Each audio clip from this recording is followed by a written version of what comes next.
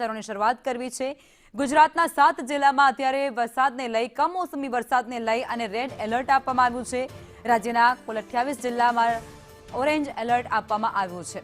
ગાજવીજ સાથે વરસાદનું એલર્ટ છે, જેમાં અમરેલી, ભાવનગર, બોટાદમાં પણ એલર્ટ આપવામાં આવ્યું છે। તો આ સાથે દીવ અને ગીર સોમનાથના ઘણા જ વિસ્તારો ઉપરાંત જૂનાગઢ માટે પણ એલર્ટ આપવામાં આવ્યું છે।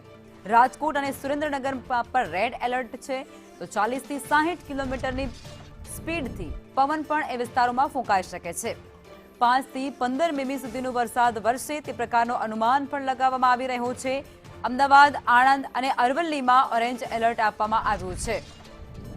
રાજ્યમાં કમોસમી વરસાદને લઈ અને એલર્ટ છે, જેમાં 7 જિલ્લાઓમાં રેડ એલર્ટ તો 28 જિલ્લા માટે ઓરેન્જ એલર્ટ આપવામાં આવ્યું છે।